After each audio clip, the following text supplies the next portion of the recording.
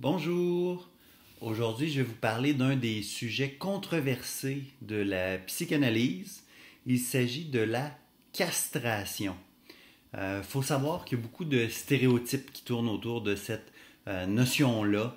Par exemple, il y a des expressions qui sont passées dans le domaine populaire. L'idée d'avoir une mère castrante ou une conjointe castrante.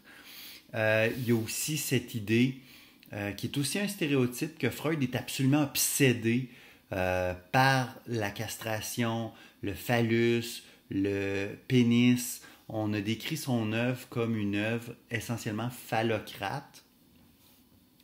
Ces stéréotypes-là mettent plus de confusion qu'autre chose. Qu'est-ce que la castration vraiment? On va s'y arrêter. La notion apparaît chez Freud à force d'étudier la différenciation sexuelle. Je pense que la première fois que la notion apparaît, c'est autour du cas du petit Hans. Et puis après ça, on va retrouver cette notion-là ou une idée autour de cette notion-là dans plusieurs textes. Mais souvent, ça tourne autour de la même chose. C'est le moment où l'enfant en arrive à différencier les sexes. Parce que la première impression qu'il trouve, c'est pas qu'il y a d'un côté un pénis et de l'autre un vagin. C'est que d'un côté, il y a un pénis, puis de l'autre côté, il n'y en a pas.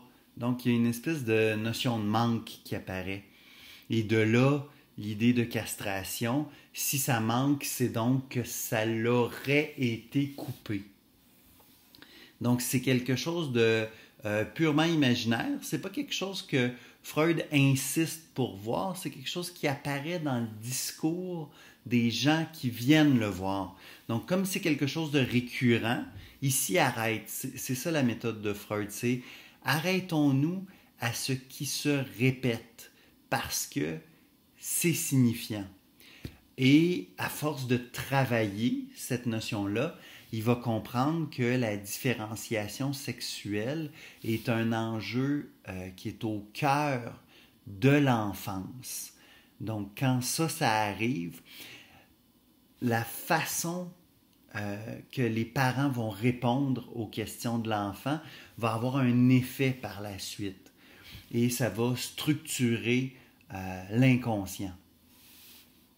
Ça, c'est du côté de chez Freud. Lorsqu'on arrive chez Lacan, la castration, elle est aussi présente, mais elle va pas complètement délaisser ou abandonner le caractère sexuel, mais elle va lier ce caractère-là à un aspect plus langagier.